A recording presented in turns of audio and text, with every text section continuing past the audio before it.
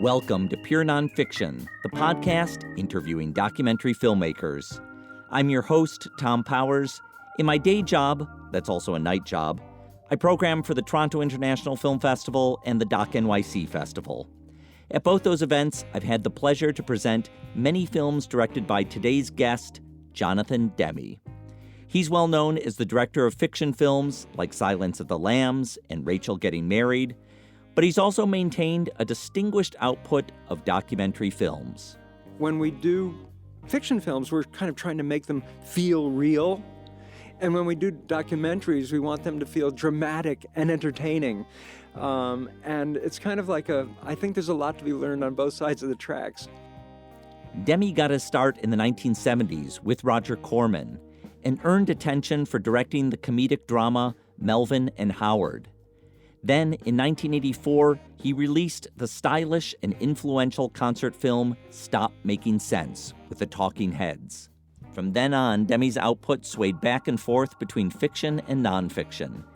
He invested his time and often his own money into portraits of people he admired, in films like Cousin Bobby about a socially engaged Episcopalian priest, The Agronomist about the Haitian journalist Jean Dominique, Jimmy Carter, the Man from Plains, about the former president, and I'm Carolyn Parker, about an outspoken resident of post-Katrina New Orleans.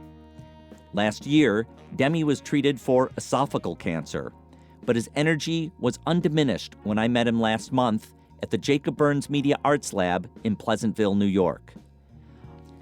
Our discussion focused on his non-music documentaries.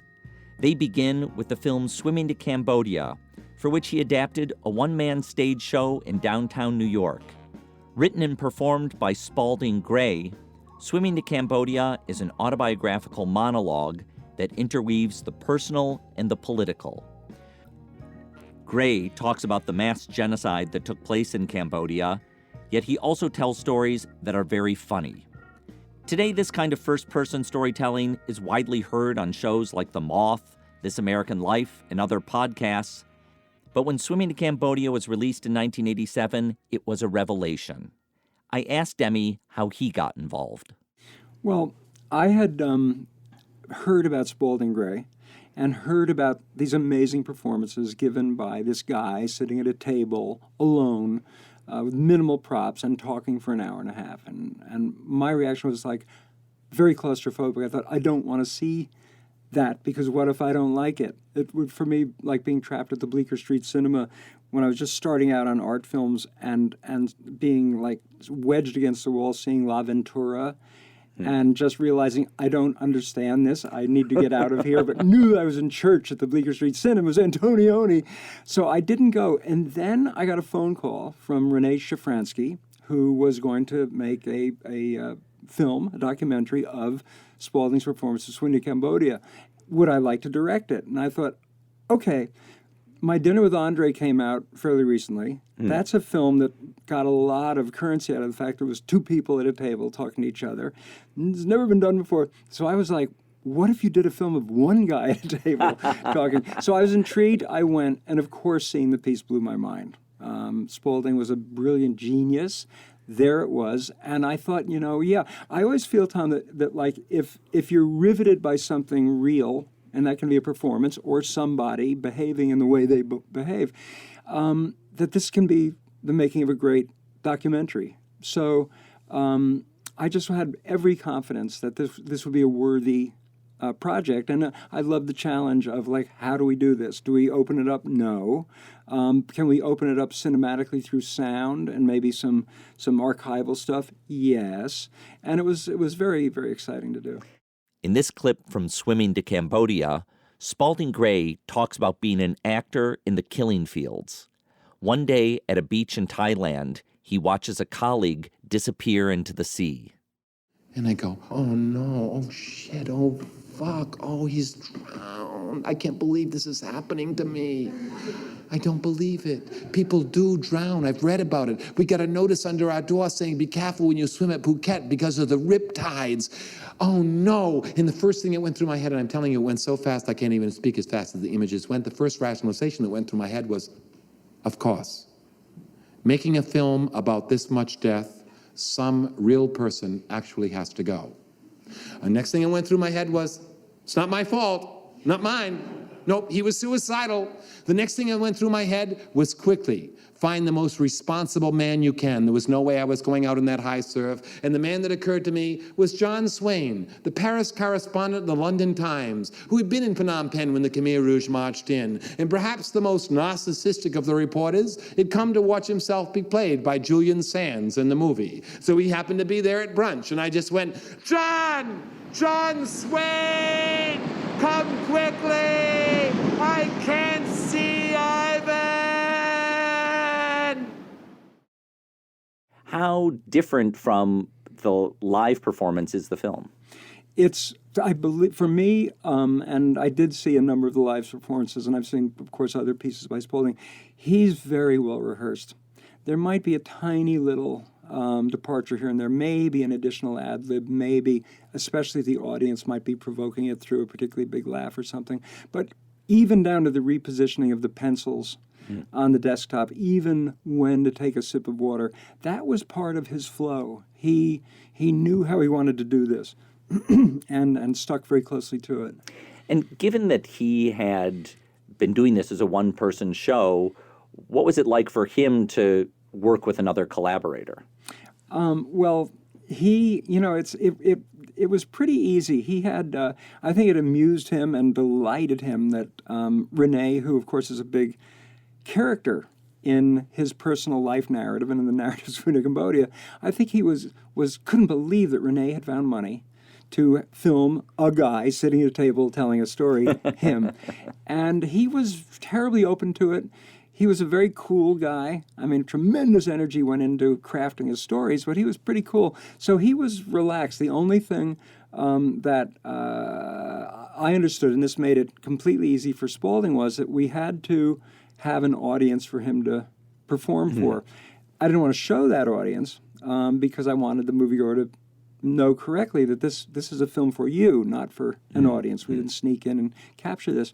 So his comfort zone was there. He had people to talk to. I think we used like 3 cameras. This was a very low budget piece. We did it twice. Shot it once in the afternoon and once in the evening. And we spent a couple of hours doing a few special shots, quote unquote, which required a little blocking and stuff. And Spalding always wanted to be a movie star. So I think now that part was very appealing to him, kind of doing the special shots with staging and what have you. Yeah, but it was easy. I wonder if you can evoke what New York was like at that time in the 1980s, how Spalding Gray fit into the cultural firmament. Yeah, that's so interesting because there was a very specific character to the city then, and I think it had a tremendous amount to do with what was going on in the new wave music scene, the punk scene, and sort of essentially was all downtown. So New York, the hip cognoscenti like me and the people I hung out with and the people that showed up at the venues, we knew that New York had something extraordinary going on, and that extended to Spalding Gray, and it extended to the Trisha Brown, the dancers. There was a very kind of fierce kind of like, we've got it all here. We've got everything you can find anywhere else in New York, uptown, and we also have this extraordinary, unique downtown scene. So, oddly, I saw the Talking Heads show that we wound up filming in California. I was out there at the time and met David and decided to do the film in California. We shot it in California, but by the time I came back to New York, having done that, and this was the greatest ego trip of all. Now, I was part of the downtown scene because I had made a Talking Heads movie. And that is indeed, I'm sure, why Renee came to me on Swimming to Cambodia. Right. But it was now maybe, I think that scene exists now in a different form. Even younger people then were defining that scene as an audience in the 80s. And I think that, so many of the great places, the great venues have closed up, but others have opened up. So I think, it's still going on. In 1988, Demme made the hour-long documentary Haiti Dreams of Democracy about the country after the overthrow of its dictator, Jean-Claude Duvalier. A few years later, Demme shot to greater prominence, winning the Oscar for Silence of the Lambs. When I rewatch his acceptance speech now, I'm struck that 2 decades before the hashtag #OscarsSoWhite, Demme was taking time to acknowledge a new wave of emerging directors. Anyway, 2 other quick things. I'm sorry, this is almost one just about directing. I wanted very much to salute John Singleton and Matty Rich and Jodie Foster and Ernest Dickerson and a bunch of new people in the last year that have come on with very exciting, wonderful visions and really breathed tremendously important new life into our whole cinematic landscape. I really want to salute those people very strongly. His next film, Cousin Bobby, would dwell heavily on Harlem. Demme says these experiences made him even more attached to documentary. In Haiti or at Cousin Bobby in Cousin Bobby's neighborhood in Harlem, you just know you're going to rich terrain. And there's going to be incredibly interesting people there, but you don't know what they're going to do. There is no script. There's not really any agenda except to try to capture what's going on here. I've always, from the very start with the Haiti film and then with Cousin Bobby and every documentary I've made since then, have always been about somebody that inspired me a lot or a place that inspired me a lot. And as a filmmaker, as a documentary filmmaker, you get to share that which inspires you with others theoretically. You capture something that you find is very moving and positive and inspiring, and now hopefully others will be inspired by the film that you made from that subject matter. Let me follow up on that because that's striking to me that you describe this experience of making Haiti Dreams of Democracy and making Cousin Bobby and having that be an experience of a kind of revelation to you about what the power and fun of documentary making is. And as you say that, it strikes me that at that point you had been making films for 15 or 20 years, making fiction films. So it's striking me that kind of discovery comes after you're a pretty established filmmaker. Making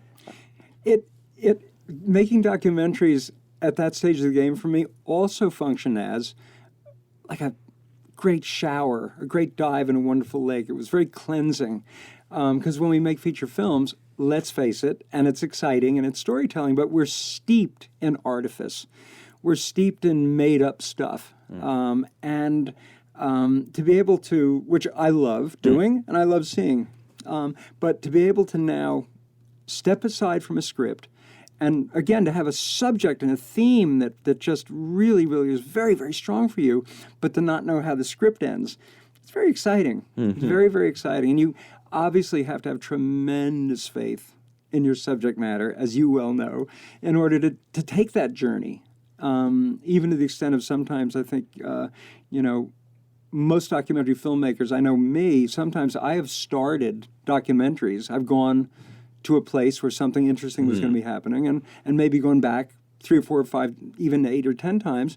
And I have shelves of tapes I've shot on fascinating subjects that never made it yet into being films. In this clip from Cousin Bobby, Demme and his cousin Bobby Castle visit the Jersey City church where Bobby served as a priest in the 1960s. They meet the current Reverend Susanna Hobbs, who recounts what she's heard about Bobby. The mythology I pick up is that you brought black people into this church. You opened this church to a neighborhood that was changing radically in the 60s. And you also opened a coffee house here where the young adult black intellectuals, whether they were intellectual or not, but that was a place that they could come and talk about all of the things that were concerning them. And out of that came not only a lot of baptized Christians, but out of that came a growth in the black Muslim movement in Jersey City. The growth of the Black Panthers really started in this place. Now, I don't know how your congregation felt about that, Bob, because the congregation was probably still in the 50s. I got a phone call from a Spanish television production company that had a certain amount of money, and they were approaching filmmakers who work in fiction to see if they would be interested in doing a documentary on any subject that interested them. I had, meanwhile, there was a lot of concern in those days, well justified, that the presence of Black Americans on television consisted really of newsreels of Black crime and very little positive aspects of the African American community. So Ed Saxon, my partner, and I had been talking a lot about, how shameful that was, how detrimental that was to us, both at home and even abroad, what we're sending over of here's what it's like in America. Black people get arrested, Black people killed, Black people are on drugs. So we had wanted to kind of find a way to, bring positive images, truthful, positive images of the Black experience to screen through feature films. So when I got this call from Spain, I had been recently reunited with a cousin of mine, a slightly older cousin, who was a childhood hero of mine and who later became, I didn't know this part, kind of a radical Episcopalian priest. And I heard about cousin Bobby, Robert Castle, who's a minister of St. Mary's Church in Harlem. And I went to see him. And I'm getting this invitation to a documentary on any subject I want. And Bobby had a completely mixed congregation, everything under the sun. And he was doing great work in the community. He had amazing African-American people working with him at the church, lots of initiatives. So I was like, okay, I want to make a film about my cousin. And we can kind of like play out our reunion because we had just gotten back together on film. Bobby eventually lost his position in Jersey City and moved to Vermont. He explains to Demme what happened. Well, the bishop took me out to dinner just before we moved here to Vermont. It was a very agonizing thing to move up here. Not only did I have a church in Jersey City, but born and raised in Jersey City as well. And the bishop took me out to lunch, and he said, Bob, he said, there should be a job here for you in the Diocese of Newark, but there isn't. Oh boy. And that's the moment you... Well, no, we had already decided. But this... Yeah, we had already decided that it was time to come here, start a new life. But there was always that thing, I'd always had this feeling that, you have on a roadside in a rural area is a mailbox, right? Right. I always had this feeling that one day there'd be a letter there saying, come back, we need you, There was never a letter there. So I went back on my own. So let me go back to Haiti, Dreams of Democracy. I believe I've heard you talk about going to Haiti for the first time like in 1986, 87, or around then, shortly after Duvalier was out of power. And what was the switch that got flipped that made you want to make something to document this? Yeah, it's simple. I went to Haiti at this moment in time that was shortly after the ouster, the coup that unseated Baby Doc. And I went down there because I had fallen in love with Haitian art. Mm-hmm. And I wanted to go to the source. So I went down there and arrived in a Haiti that was 1 year away from their first democratic elections in decades and decades and decades. And yeah, the art was great, and I got a stack of, Haitian art's wonderful because often it's very inexpensive while being very beautiful or mystical or what have you. So I got my little stack of paintings, but meanwhile, I'm seeing all this tremendous energy and investment being put by the people into the notion of democracy, making a better country for their children through the process of democracy.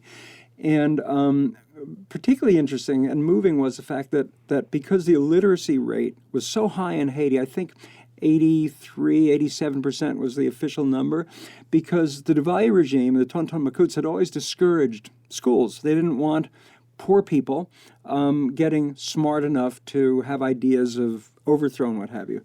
So I saw all this amazing passion for democracy taking place, despite the challenge of being able to printed word kind of stuff for an election. So music and street theater and paintings and murals. So I was like, oh my God, we in America have so much to learn from these people. We take our democracy, which is complicated, we take it so for granted.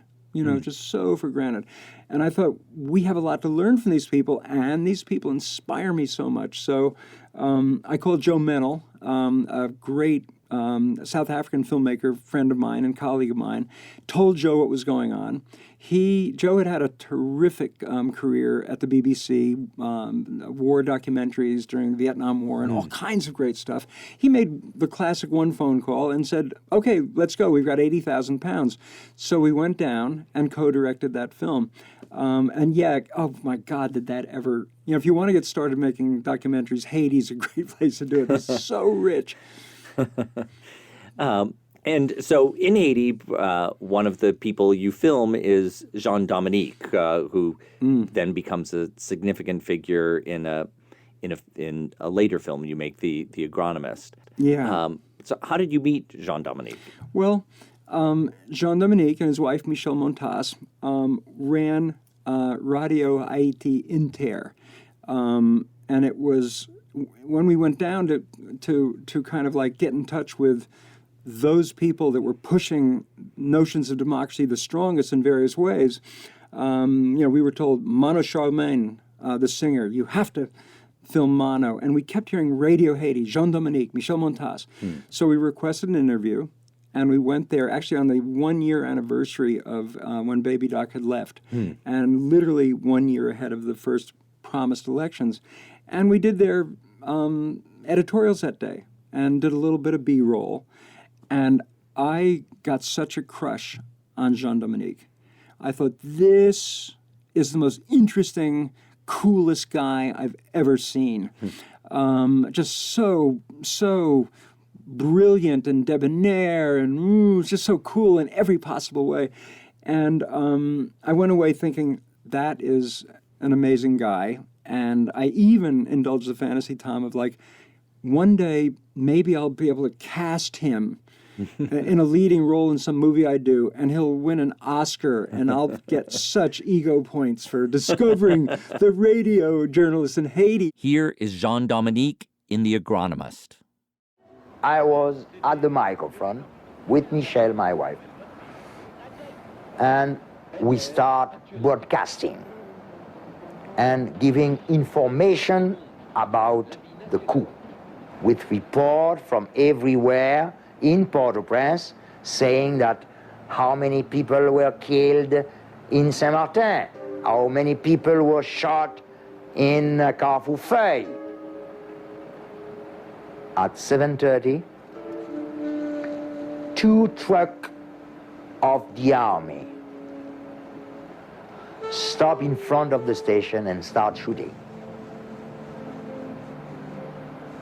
Because of the opening of the studios, the microphone caught the shooting, and my listeners could listen to the shooting of the radio station by the soldier. So anyway, now the coup comes in Haiti, and Jean goes into exile with Michel. And I heard he was there, and I was like, I want to cultivate this friendship. This guy is here, and He moved to New York City. Yeah, in exile. And I wanted to cultivate a relationship with him. So I kind of, honestly, I think I kind of dreamt up this interesting idea and I've done this a couple of times. My New Orleans docs are also wanting to show up somewhere with the excuse of making a documentary. It gets you through the door. And A documentary isn't necessarily the end goal. It's the key that lets you walk into a room. Yes, it's an excuse. It's like your entitlement. You walk in the door with a camera. I had started shooting a little bit because I obviously couldn't afford on the ideas I had to hire anyone else to do it. So I approached Jean and just suggested to him, I said, look, you're in exile here. If we meet once a month and we do an interview, you could keep us abreast of the progress or lack of progress towards restoring democratically elected government to Haiti. You can also talk about Haitian history. You're a great storyteller.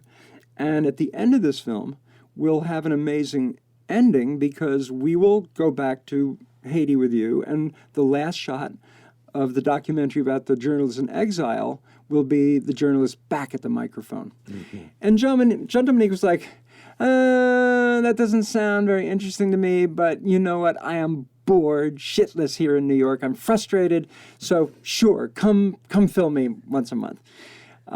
So in this way, footage was achieved month after month, and a friendship was forged with Jean, also with Michel.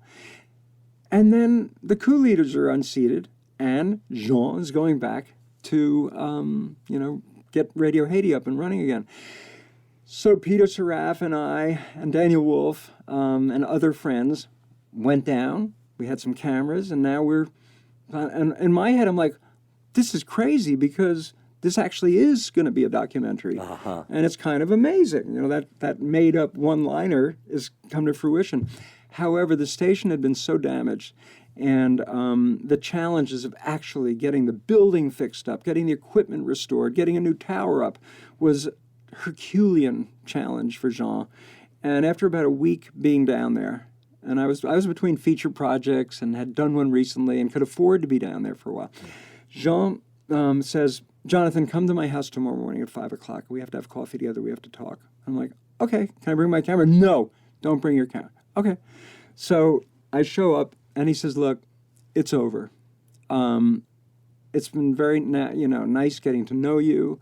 I'm flattered, although I'm not interested in flattery, that you people thought I'd be an interesting subject. But actually, if there was ever to be a documentary about me, it wouldn't take place in a radio station. It would take place out in the Artibonite Valley with the rice farmers, because I'm really an agronomist. That's who I really am. So he said, I can't stand having you all around here anymore. Every time I turn around, somebody's got a camera up my ass. So I was like, okay, because part of me was mission accomplished. We're fabulous friends. Look how he just, totally tore me out. And great. Well, then very quickly jumping to, I guess, like a year, the station went back on the air. New elections are happening. Jean's assassinated on the steps of his radio station. And the news... this is roughly a year after you had stepped away from ceased making a film. Yes. And as devastating as any death of people we care so much about, that's how the death of Jean hit me, but also because as someone who loved Haiti as much as I did, the loss of Jean Dominique, who was just adored by the Haitian population except the 1% elite, it was just like, oh my God, a Haiti without Jean, how are they going to maintain the movement towards democracy? So I know, and I've told Daniel Wolf that morning, we walked our kids to school, and I said, I just, I got to give up on Haiti. That's just it, And Daniel said, well, there's one thing, if we don't want to give up, we could actually go back to Haiti. The station's dark for a month after the assassination, but Michel is going to bring the station back on the air in 1 month. He had spoken with her at length that morning. So we could still end the documentary with the voice of democracy back at the microphone. So we went down, spent time with Michel. It was all tremendously, emotional. And, we wound up with a film that ended the way we wanted to, but with someone else at the microphone. And, that was just a sheer labor of love, really. Who knew if there'd be anyone interested in seeing that? And we had great luck with that film. Distributors immediately gobbled it up. They love Jean. They love Michel. And we got into film festivals and had amazing reactions. So, it's you never know. Uh-huh. You never know. And today, so now it's 13 years after that film came out, Haiti's had suffered an earthquake and many other huge forces of adversity. Where is Michel today? Michel Montas lives in New York. After Jean was killed and Michel brought the station back on the air, there were a number of assassination attempts on Michel, because again, these are just the strongest of truth tellers and speak truth to power imaginable. One of Michel's bodyguards was shot in her driveway and killed, a young man who I knew, who she adored. And she said, I've got to close the station because all the employees are getting death threats. Now someone who was protecting me died protecting me. I don't want to die. I don't want anyone else to die. And Michel went into kind of self-imposed exile in New York. got the job being the spokesperson for the Secretary General of the United Nations, Ban Ki-moon, and had a very rich career for a good number of years at the UN. Went home to Haiti for a visit when the earthquake struck. And the UN mission there was hit very, very hard, tremendous loss of life there. So now Michelle is back in Haiti, post-earthquake, working with the UN, trying to pull all that together. I've started, obviously, a sequel documentary called The Agronomist's Wife, which is, for any feminist, that's such an offensive title, but here it's just perfect. And we've shot a couple of encounters. And it became a little much for Michelle, but maybe someday there'll be the sequel will come out. Now, did you go to Haiti to film with her? Have you been in the last 10 years? I've been in the last 10 years. I've visited the Cine Institute, which is this terrific organization outside of Jacmel, where for no tuition, young Haitian kids who've graduated or are actually have graduated from junior high and have a sincere interest in filmmaking can come and learn how to be a filmmaker, and it's all underwritten by grant givers, and a wonderful guy named David Bell, along with Paula Hippolyte and others, started that up. And I've gone down there to do workshops. But no, it's only right now is Michelle's first time back in Haiti since she left for fear of her life. So I never had the opportunity to go down there with her. Not yet. Well, I'd love to see something come of that project, because she's such an extraordinary character. Well, thank you. She is. And by the way, the investigation into who was responsible for Jean's killings continues to this day. So we have a built-in murder mystery also. So Right. Now, at some point in your career, you must have recognized that people would listen to you, to your opinions about things other than filmmaking. That once you reach a certain amount of recognition and achievement in something, then people will write down what you say about politics or other opinions. And I wonder how you think about that and how you deal with it, and if you feel deliberate about what you choose to speak your mind about and what you don't. Yeah, I definitely, as time has gone by, I've definitely felt less inclined to say something publicly on subjects. I go to any and every Black Lives Matter demonstration. I went down to Zuccotti Square in the Occupy Wall Street movement, which turned me on so much. Showed up there as like as a person and chanting and stuff. But I don't know. It's very funny, Tom, because over time, and I loved having the opportunity to speak out in public about causes that mattered a great deal to me, because I think it's important that people stand up. But I think everyone should stand up. And the idea of, because you're a filmmaker, you get to go up on the stage and speak out, that has gotten more and more complicated for me. And I sort of feel like if you're lucky enough to be making documentaries that are seen to some extent, then your documentaries will do your speaking for you in a much more enduring sense than whatever you might have to say on the platform in Central Park that got captured on a 2-minute YouTube, which may or may not ever be seen by anybody. Well, that sort of leads into a film you made about a politician. So the head of participant had been at a conference. Jimmy Carter had spoken, and he was tremendously moved by Carter. I got the call. I'm not quite sure why. Would I be interested in doing a film about Jimmy Carter? Well, as so many of us are, the situation for the Palestinian people was becoming more and more unbearable as an American citizen, to see how, like with our foreign policy, we support Israel's bellicose occupational policies. As a taxpayer, I'm like, this is so wrong. And our media is not giving us even-handed stuff. And here's Jimmy Carter, who dares to be completely outspoken on the subject of Palestine. And I went to meet Carter to discuss what could this be about. What could we hang this documentary on?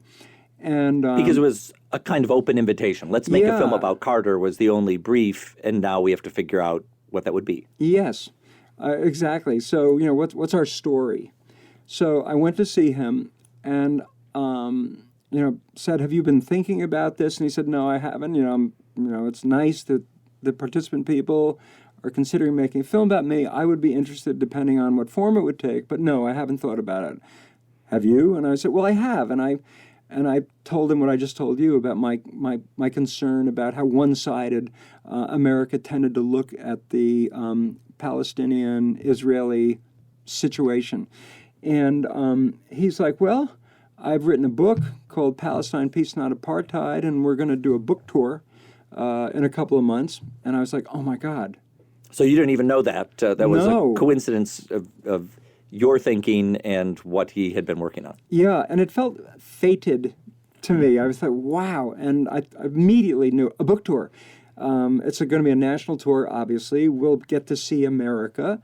We'll get to go behind the scenes at the various media empires. Presumably he's going to be at the top tier of guest spots on all the best shows. So I proposed that to him, and he said, okay. And I said, give an amazing opportunity, rare opportunity, really shed light from your point of view, which I think is tremendously even-minded, because it's not like Jimmy Carter's pro-Palestine and anti-Israel. He's pro-peace between the two countries, and he's definitely kind of like will dare to speak out on a subject where many of us in America are afraid to speak out. And I also thought, this is an amazing chance, because I always loved Carter as a president. I know he's not a popular president particularly, and many people say, oh, he's been terrific post-presidency. He did so many things I thought were great. So I was very inspired by Carter and thrilled to be making a film. And I also thought, maybe we can find out what makes a guy like Jimmy Carter tick. Why does he care so much about the Palestinian people? Why Habitat for Humanities? Why is he so big on civil rights issues, this Georgia peanut farmer?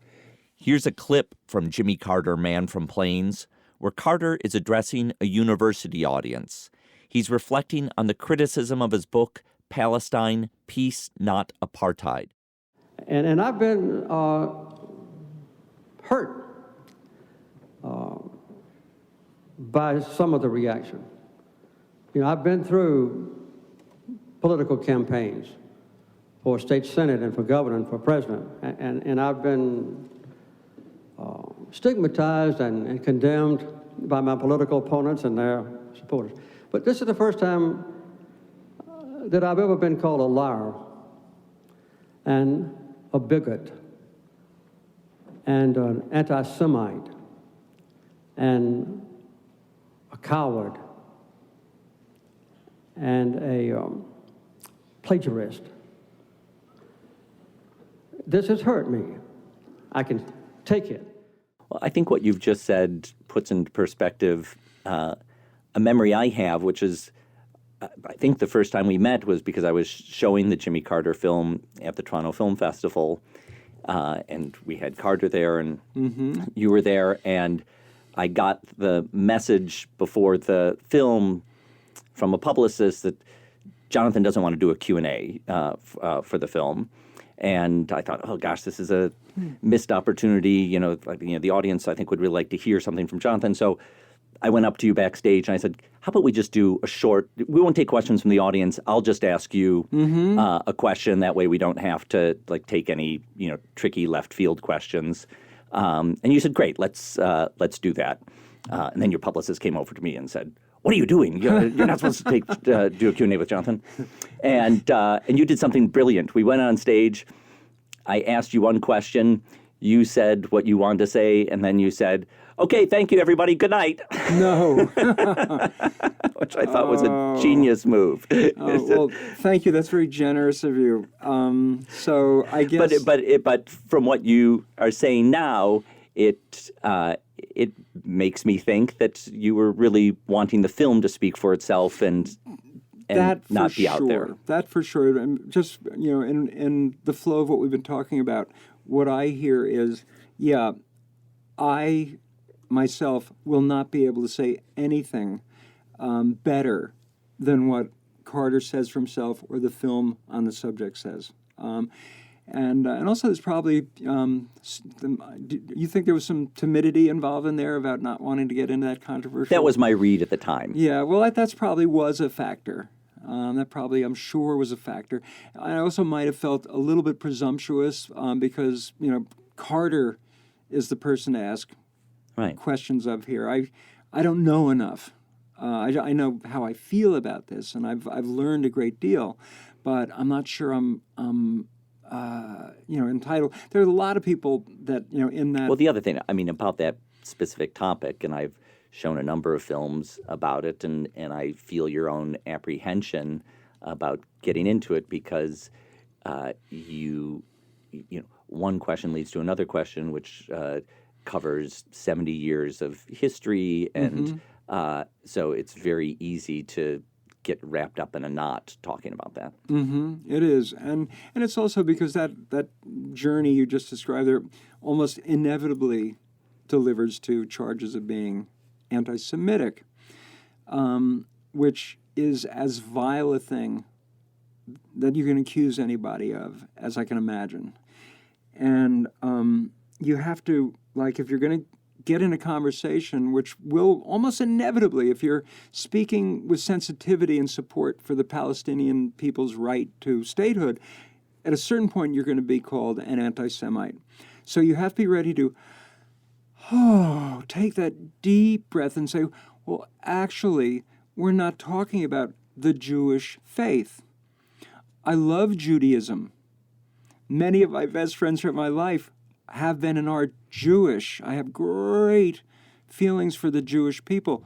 What we're trying to talk about here, you and me, is the nation of Israel and its policies of occupation and oppression and how my country supports those dynamics. And if I'm, as an American, if I've been led to believe that I have to speak up when I feel my country's doing the wrong thing, and we're involved in a huge way in supporting Israeli policy, I have to speak up. That has nothing to do with Jewishness or Judaism. Nothing whatsoever. But you have to be able to say that, and you have to be able to say it without feeling that pain of being labeled something that disgusts you. So it's really So, if it's folks, very difficult to have the conversation. I'm not an anti-Semite. Yeah. Because you're just saying those obvious truths imaginable to a very, very bad, lousy argument against you. We'll be back with more from Jonathan Demme in a minute, but first, a word from our sponsor. Pure Nonfiction is brought to you by AMC Network's Sundance Now Doc Club. Look out for Take 5, Justice in America, a collection of 5-minute documentaries commissioned by Sundance Now Doc Club. Each film looks at a hot-button issue of social justice, including voting rights, gentrification, and gun violence, documented by leading filmmakers. Timely for election season, these films debut for free on Monday, May 16th.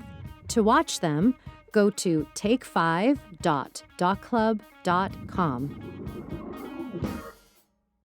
In the aftermath of Hurricane Katrina, Demme started making trips to New Orleans, shooting footage that would result in the film I'm Carolyn Parker, The Good, the Mad, and the Beautiful. Here's a clip as Carolyn Parker speaks to a New Orleans City Commission on rebuilding the city. So I'm asking you, all of you, the whole panel, because I heard nothing really for the Lower Ninth Ward. Those are my family, my friends, my neighbor. I've been down there, yes, I'm telling my age, 59 years. And I know who been here, I know who came, I know who went. So I'm asking you, you named every part of New Orleans, but you never named anything really for the Lower Ninth Ward. So I'm here for those persons who could not get back. And I don't think it's right if you try to take our property, because like I said, over my dead body. I didn't die with Katrina. Bye. I asked what drew him to New Orleans. This was yet another of these instances of, I'm so moved and horrified and heartbroken about what we see on the news about this terrible fate that's befallen the people of New Orleans. And I want to show up, as people are starting to do. And I can't do anything with my hands. I'm just hopelessly inept. But I am a filmmaker, and I can kind of shoot a camera now. And that gives me a good excuse to just show up and say, how you doing to people, and film them and make them feel in a tiny way, just in a one-person way, that some weird New Yorker cares and has come down to. So Daniel Wolfe, my dear friend and frequent collaborator. And maybe we should just take a moment, since his name keeps coming up, to describe who Daniel Wolfe is. Okay. Daniel is an old friend and neighbor. We live across the street from each other. Daniel's a wonderful poet and author. He's written great books about Sam Cooke and Bruce Springsteen and Asbury Park, and many, and they do. He's an acknowledged, terrific writer. He's interested in he's interested in film, but he's very interested in documentaries because he's interested in getting at the truth. All his books, his poems are poems, but his writing is all nonfiction. So Daniel saw a chance for him to maybe do some research on the possibility of doing a book about what happened in New Orleans in the aftermath of the floods that followed Katrina. And he wanted to show up too. So we went down there, and my old friend Cyril Neville from the Neville Brothers had called me. I had tried to find out what happened to Cyril after the floods and had been unable to find him. And then I got a call from him on New Year's Day, 5 months after the floods, saying, I'm in Texas, and we're fine. And then he told me about these people that had refused to leave the devastated neighborhoods, who were like laying claim to their land and their houses, and they were committed to rebuilding them. So we had a little list of people. Cyril gave me some names. Daniel had some names from a friend of his. And we went down and started looking these people up, filming them, just like turning the camera on. And also we'd see someone on the street, filming them. And I was like, my bogus idea here for a documentary was, what we'll do is we'll come down here 4 times, because you immediately, as a documentary filmmaker, if you pursue the kind of subject matter I do, which is people that inspire you, you're constantly falling in love with your quote-unquote subjects. Yeah. So at the end of one visit, I wanted to see everybody again, and I wanted to see their lives get better. So Daniel and I cooked up this idea. Okay, we just did a winter visit. Let's do 4 seasonal visits over the course of this year, and then we'll have a film that showed, the improvements in neighborhoods and lives over the course of the first year following the floods. So we go down in the spring, we go down in the summer, we go down in the fall, we go down again in the winter, and nothing has gotten better. The people that we're visiting have become more and more fascinating and incredible and amazing and inspiring, but nothing's working yet. None federal, state, we all know this, local level, nothing's happening. So now there's a sense of maybe we need, and no one else is down there anymore. The floods are over. Right. So the New Orleans were surprised that we showed up again. So anyway, I saw Tavis Smiley and told him what we'd been doing with these visits, and Tavis offered a week on his TV show and said, do you want to, do 20-minute films? And we'll do a whole week devoted to New Orleans. And I said, yes. So that, motivated us to actually cut together a visit for each season, introducing some of the people that. So anyway, the new commitment, Tom, became, okay, we're going to keep doing these visits until everybody's back in their homes.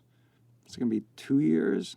Could it be 3? Well, 5.5 years later, people started finally getting back in their houses. And by now, at first I think we intended this at best as a kind of report, current events from the front line, and certainly the Tavis Smiley show gave us that. But the more we kept going, the more I started feeling, well, this has great archival value. This is a much broader, longer story now. And again, the deepening portraits of these people. These are great Americans whose story is invaluable for us to know about. So, 6 years and my savings account later, we wound up with actually 2 films. One is I'm Carolyn Parker. Another one is called New Home Movies from the Lower Ninth Ward. That's kind of the pilot. And that was the 5 Tavis shows cut together. I thought, wait a minute, 5 20-minute documentaries equals a feature-length documentary. So I'm in the works now, actually here at the Jacob Burns Film Center. We're working to complete a new family story, and that's Guardians of the Flame, about the Harrison family. Harise Harrison's the brilliant matriarch. Donald Harrison Jr., the great jazz saxophonist, is one of the clan. Christian Scott, the Grammy-winning hip-hop trumpet player, is Harise's grandson. It's an amazing family steeped in the Mardi Gras Indian tradition and culture. And we have 5 years of great stuff of Harise getting back into her house and the family going into the public schools that were struggling to get back on their feet, and book literacy marathons and all kinds of great stuff. So I'm hoping that one will be done soon. I have to tell you that there's also another quote-unquote character and his family that we visited for 5.5 years, Pastor Melvin Jones, an extraordinary guy who runs a place for men to help get their lives back together. And over the course of the years, then opened a women's shelter. They went from a tiny basement to a big place. So, and then finally, there's a portrait of what they call Back-A-Town, which is the neighborhood behind the Florida Avenue Bridge, which is the neighborhood where the barge that had been left adrift during the floods smashed through the levee walls and drowned the entire neighborhood. And we filmed that wasteland for 6 years, and towards around somewhere in the 4.5 years, a couple of people started showing up. And we have that. So hopefully one day, I don't think I'll live that long, but there could be a quintet of portraits of great Americans in the aftermath of the floods that followed Hurricane Katrina. So I'm never going to stop trying to get those made. So, this is such a passion project, and there are other documentary passion projects that you've done. I can't think of another director of your caliber, won an Oscar for fiction film, has made huge attention-getting fiction films, who takes that much time off to do a passion project. I know of other directors who will do a documentary in between doing a fiction film, but often those documentaries are pretty high-profile projects in themselves. These projects are really, they're about your own personal investment. You're the one often holding the camera. You're the one putting in the time. You're the one taking off time from doing other things. And I wonder how you make that choice. I sort of feel it's probably a couple of different things. As the years went by, I, again, love making feature films. I love making studio films. And I was lucky enough to be one of the filmmakers who was working all the time with Orion Pictures, the legendary distribution company headed by great, great men. So I had terrific experiences making features, but as time went on, as things changed, as I got older, and as the studios became more corporatized, it became tougher and tougher for me in the Orion years to have as great a time making features. I still wanted to, earn the money that came with those big projects, because that's how I could afford to take time off. And it was nice to get super well paid, but it bought me that kind of currency. So I think I just found myself just gravitating towards the oxygen of documentary filmmaking, the savings-consuming oxygen of documentary filmmaking. And at this point, I have I've come to terms with different things about my career, my quote-unquote career, and I sort of feel I've lost my competitive spirit. I don't hunger to have one last number one movie or one last award or to be on the top 10 lists. And at one time you did? Well, at one time that was happening, and it was great.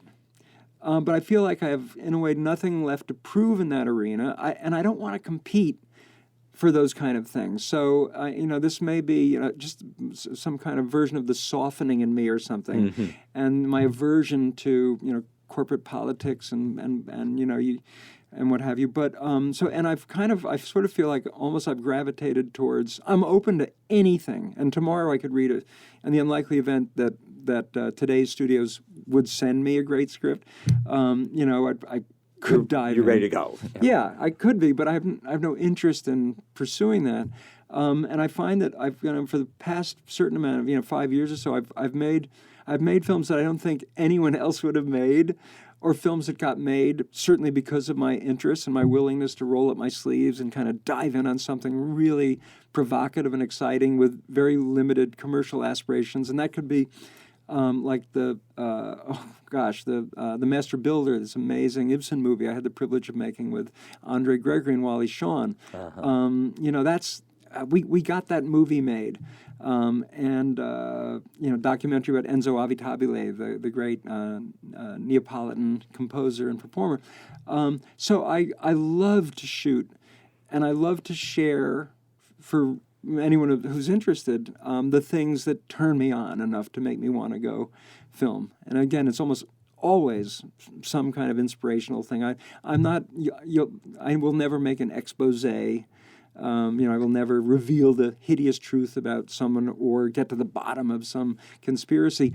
I love those films, but that's not what my toolkit does. My biggest asset as a filmmaker has always been my enthusiasm. So that's what I got to go by. So I was watching Cousin Bobby last night, and it clicked for me in a way that I hadn't put together before. How much religious faith, recurs in your films? Certainly in Cousin Bobby, also in Jimmy Carter, also in Carolyn Parker, where you've been attracted to these figures for whom faith is very important. And I wonder, do you think that is a coincidence or expected? Here's what I think about that. I've thought about that, and faith is, for me, it's also a metaphor for community. Whether it's Jimmy Carter and his church, his Baptist church, or it's Caroline Parker and her Catholic church, or Cousin Bobby preaching in his Episcopal church, yes, the theme is religion, or the narrative actually is religious in nature, but the theme is community driven and positive social change driven. So I love churches, and I feel great in churches because I feel the warmth of the churches that I've been to with the people that inspire me. And I'm very moved and very respectful of that. It hasn't led me to... I believe in people who believe in a positive way in God. All religions have people nowadays that bring horrendous, negativity and bedlam to their belief in God. All religions have that, all of them do. But it's funny because I love shooting in churches. And especially in I'm Carolyn Parker, there's scenes of her going to church when her church is finally rebuilt. And just the hymns are being sung, and you see all those faces. And here are the believers, and aren't they beautiful? Isn't one inspired by that sense of community and thematic devotion to positive things? So you're sitting across from me now, looking in great spirits and great health.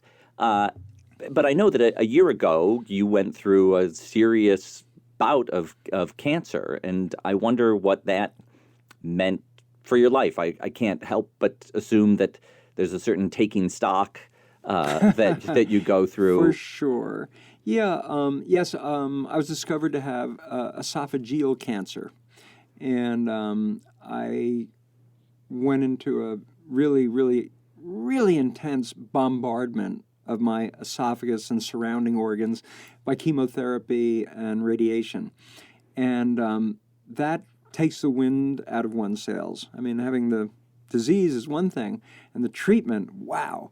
But, we get through these things, and it definitely, inevitably had a huge effect on me. First of all, when you get radiated like that, your energy level. Whew, I had enough energy in me to complete Ricky and the Flash, which I was just finishing up when I got the diagnosis, and had recently finished shooting Justin Timberlake plus the Tennessee Kids, which hasn't come out yet. Mm-hmm. And I was able to both work very enthusiastically, despite my limited energy. I had this beautiful movie, the Justin movie, to be working on. And it supported my recovery a lot, and it gave me something to think about other than my recovery. Mm. And so that was just a great experience to keep my toe in. But meanwhile, I was thinking that, just like about the effort it takes to make movies. And I'm in my 70s now, and I've been making films pretty much nonstop since, the early 70s, either as a director or producer, writer, something.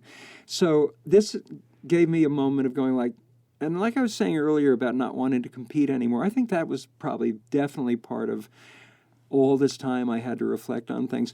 I started feeling a little better. By the way, I feel terrific now. The doctors did wonderful work, and I feel great. I feel like I'm back. But I started watching a lot more because I'm an obsessive cineast and film buff and moviegoer. Yeah. And now I was like, well, it's all I have the energy to do, really, is watch movies. And I went to the Venice Film Festival. It was my first official act of trying to get back on my feet. I was on a jury over there, the Orizzonte jury. Saw a tremendous amount of fabulous movies and was being able to eat again, as the important scorched. In Venice. Yeah, exactly. So and then I went to Lisbon Festival a couple of months later, which was great. Saw a ton of movies, and so I've kind of like I've slowed down in a way that pleases me very much. I'm not running around looking for projects. I'm enjoying feeling good again. I'm like determined to get Guardians of the Flame, the Harrison family documentary made. I've got enough energy for that. And I'm going to do an episode in a couple of weeks on a wonderful TV series that's been created called Shots Fired, which is going to take a look at the events that happened in Ferguson, Missouri, in a fictional town in Tennessee, from the inside out. And I have the honor of directing the 6th episode there. So I'm just I don't know. So your relaxed year is as intense as most people's most intense year. Yeah. Guilty as charged. Yeah. Well, yeah, lucky as charged, yeah. I want to thank Jonathan Demme for giving generously of his time. In our next episode, I talk to Josh Kriegman and Elise Steinberg, the directors of this year's Grand Jury Prize winner at the Sundance Film Festival, Weiner, about the politician Anthony Weiner as he runs for mayor against the backdrop of a tabloid scandal over sexting. We see these scandals and these meltdowns play out all the time, but what does it mean to be in the room? What is it like for people really at the center of a media firestorm? What's that? What does that feel like? Thanks to the Pure Nonfiction team. Series producer, Michael Scotty Jr., coordinating producer, Rachel Fishman-Feddersen, and executive producer, Rafaela Nehausen. I'm Tom Powers. If you like what you've heard, the best way to support us is to subscribe on iTunes and leave a review, even a short one. You can read our show notes, learn about live events, and sign up for our newsletter at purenonfiction.net.